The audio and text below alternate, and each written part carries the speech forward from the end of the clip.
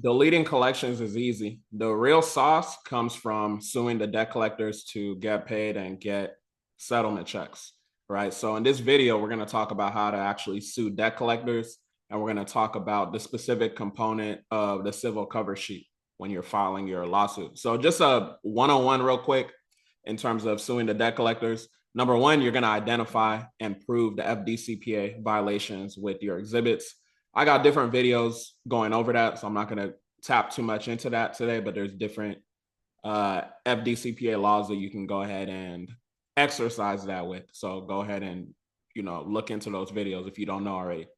The second thing you're going to do once you actually have those exhibits, you're going to draft the complaint, right? So drafting a lawsuit is not something that the common person knows how to do, but it's definitely possible. And obviously I've done it numerous of times. So I have a blueprint and I give that to my students.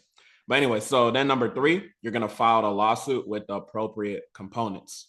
So I just want y'all to just note too, if you don't know, the FDCPA is a strict liability law, but basically when we talk about actual damages, you got to understand that the actual damages is where you're actually going to exceed the $1,000. The statutory, in terms of what it's talking about, is limited to $1,000 per lawsuit. So when you file a case, that's what that $1,000 is. So when you exceed the sauce about exceeding that $1,000, when you see higher settlement checks, that's based off of actual damages. So keep that in mind. So statutory is limited to $1,000 per lawsuit. I just want y'all to remember that if you aren't aware. So this pretty much means even if you note, like let's say you go to a phone call route as far as exhibit, let's say you got 5 to 6 phone calls. It's not necessarily saying that, oh, that's $5,000 to $6,000 in statutory damages. The statute is what is limited to $1,000 per lawsuit. If you want examples of like actual damages and how we present those, I have a university. It's only $39 a month. And, if you don't have that, then, you don't, I don't know what to tell you. That's all I'm gonna say. All right. So the components. So like I said, we're going to focus on the civil cover sheet. I'm going to go through a screen share just in case you're on your own journey and you're not familiar with what it looks like. And then obviously you're going to have your complaint. So drafting a lawsuit. And then you're going to have the summons form. So you got to obviously serve these people, let them know that they're being sued. So let's just go to the civil cover sheet real quick. So when you go to a civil cover sheet, this is what it'll look like. And every court is going to be different, but you just got to understand what you're going to fill out for each. And one thing I will say, nothing in this video is legal advice. Nothing in this video is legal advice. Nothing in this video is legal advice.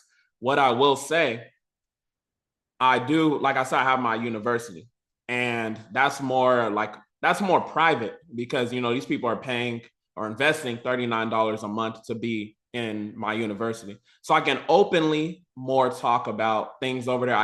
I give them literally how to fill this out, how we fill it out, So keep that in mind. This is a public platform, YouTube. I don't know who's watching this.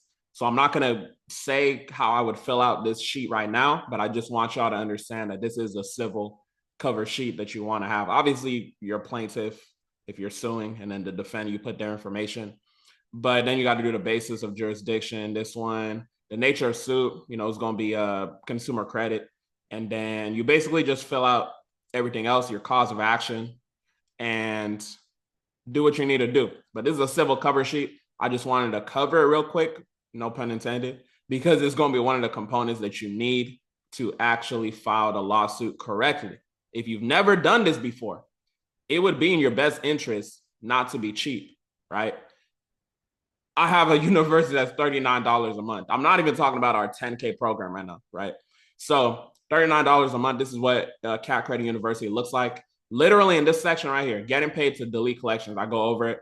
I'm not going to click on it right now. But yeah, those of y'all that, you're ready to make an investment in yourself, $39, less than $40, you can come into university and get access to that information. But for all y'all free people, this is just information you want to be aware of to know. I'm not going to come on here and give legal advice in a public setting. If you want to get to more sauce, like I said, we got the $39 a month university. You can go ahead and tap in with us over there. So one thing too, I want you to know, you want to be familiar with the local rules of the court where you are filing, because every court differs. I've helped people file cases in different states. Certain certain district courts that have different rules, right? A lot of it, to be honest, a lot of it is the same, but there's certain things that may change. So that's why I say know the local rules. All right, so your action item, that's pretty much it. So your action item, if you've never done this before, if you're smart, your action item is to enroll in CAT Credit University at only $39 a month, or just keep watching, keep struggling. If you don't know what you're doing, try to figure it out on your own, waste time or whatever. Or you can literally follow a step-by-step blueprint that I've already laid out, because I do this, right? And you'll have basically the blueprint on how to do it rather than guessing and think, oh, am I doing it right? And the beautiful thing too, you have a community of like-minded individuals in CAT Credit University, right? So that's a benefit of it. Take it or leave it. So with that being said, hopefully this video was helpful, and y'all have a blessed one.